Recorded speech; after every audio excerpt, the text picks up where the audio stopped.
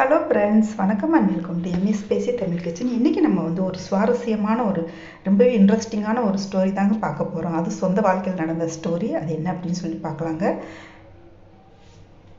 எங்கள் குடும்பத்தோட திருப்பதியில் மொட்டை போடுறோன்னு சொல்லிட்டு எங்கள் அம்மா வேண்டி இருந்தாங்க. நான், எங்கள் அப்பா, 2 தம்பிகள், மொத்தம் 5 பேருங்க. மொத்தம் 5 பேருக்கும் முட்டை போடுறதா வேண்டியிருந்தாங்க. அப்பா மிலிட்ரியில் லீவுக்கு வந்திருந்தாங்க ஊருக்கு.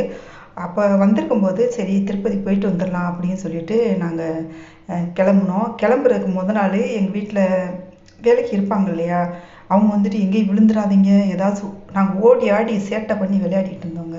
அப்போ அவங்க என்ன சொல்லியிருந்தாங்க, அந்த அக்கா ரொம்ப ஓடி ஆடி விளையாடாதீங்க, கீழே விழுந்துருவீங்க, கோவிலுக்கு போகும்போது காயமான மொட்டை போடக்கூடாது அப்படின்னு சொல்லிகிட்டே இருந்தாங்க.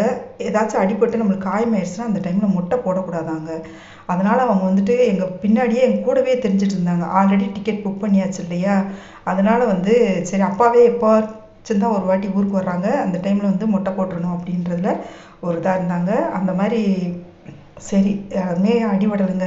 அப்போ என்ன செஞ்சுட்டாங்க, எங்கள் சொந்தக்காரங்க ஒருத்தங்க அவங்க பையனை கூட்டிகிட்டு இவனையும் கூட்டிகிட்டு போயிட்டு வந்துடுங்க, இவனை கூட்டிகிட்டு போகணுன்னு எனக்கு ரொம்ப நாள் ஆசை, நீங்கள் போகும்போது கூட்டிகிட்டு போயிட்டு வந்துடுங்க அப்படின்னு சொன்னதுனால அப்பாவால் தட்ட முடியலை. சரி பரவாயில்ல அனுப்பி வைங்க அப்படின்னு சொல்லிட்டு கூட்டிகிட்டு வந்தாச்சுங்க. அந்த பையனுக்குமே சேர்த்து தான் ஏற்கனவே டிக்கெட் போட்டிருந்தோம். ஆல்ரெடி அவங்க முன்னாடியே அம்மா கிட்ட சொல்லியிருந்தாங்க. அப்போ நாங்கள் கிளம்பிட்டோங்க. செம்ம ஜாலியாக இருந்துச்சுங்க. செம்ம ஜாலியாக இருந்துச்சுன்னா, அப்போ எங்கள் மாமா ஒருத்தங்க இருந்தாங்க, தூரத்து சொந்தக்கார மாமா. அப்போ அப்பா மிலிட்ரியில் இருந்தனால ரொம்ப மதிப்பு மரியாதை சொந்தக்காரங்களுக்கு மத்தியில் இருந்துச்சு. அந்த டைமில் அவங்க என்ன செஞ்சுட்டாங்க, நல்லா பிரேம விலாஸ் அல்வா, நல்லா 1 கிலோ அல்வா வாங்கிட்டு ரயில்வே ஸ்டேஷனில் கொடுத்துட்டாங்க. அந்த மிக்சர் ரொம்ப நல்லாயிருக்கும். அந்த டைமில் அந்த மிக்சர் 1/2 கிலோவும் 1 கிலோ அல்வாவும் வாங்கிட்டு கொடுத்துட்டாங்க.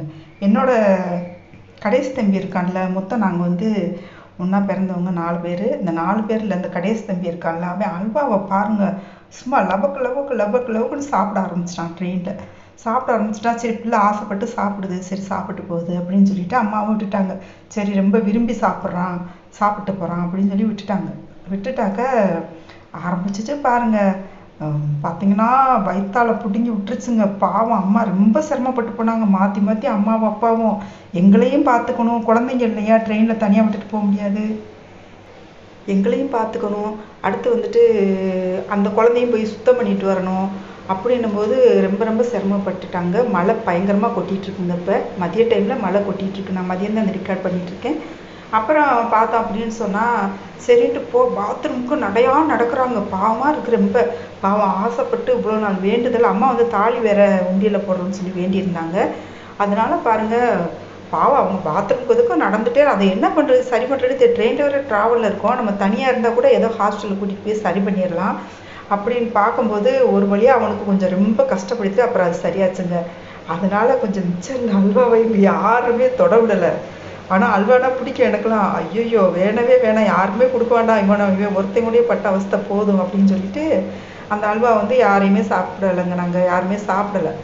அப்புறம் அதாவது அல்வா சாப்பிட்றது நல்லது தான். ஆனால் என்ன அப்படின்னு சொன்னால் ஒரே ஆளே அவ்வளோ அல்வாவை சாப்பிட்டதுனால சேராமல் போச்சுன்னு நினைக்கிறேன். அப்புறம் சரி அப்படின்னு சொல்லிட்டு அந்த அல்வா நாங்கள் அங்கே திருப்பதி மலை மேலே போன பின்னாடி எல்லாருமே சாப்பிட்டோங்க. அடுத்து பார்த்தோம் அப்படின்னு சொன்னால் அங்கே போயிட்டோம். சரி மொட்டை அடிக்கிற இடத்துக்கு போயாச்சு.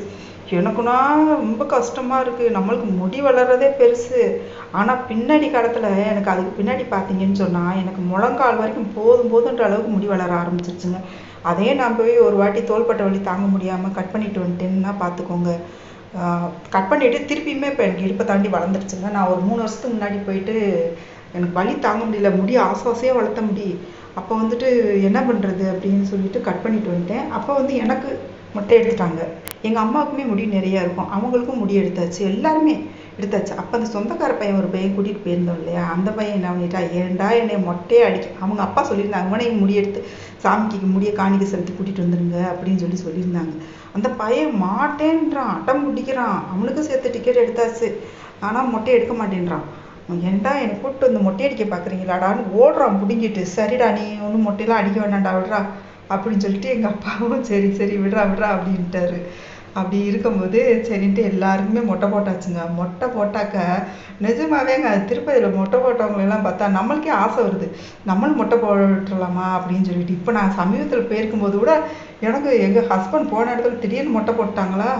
இப்போ நாங்கள் இந்த ட்ரிப்பு போயிட்டுருக்கோம்ல, இந்த டைமில் இவர் திடீர்னு அங்கே வந்து நான் மொட்டை அடிக்க போகிறேன் அப்படின்னு சொல்லிட்டாரு.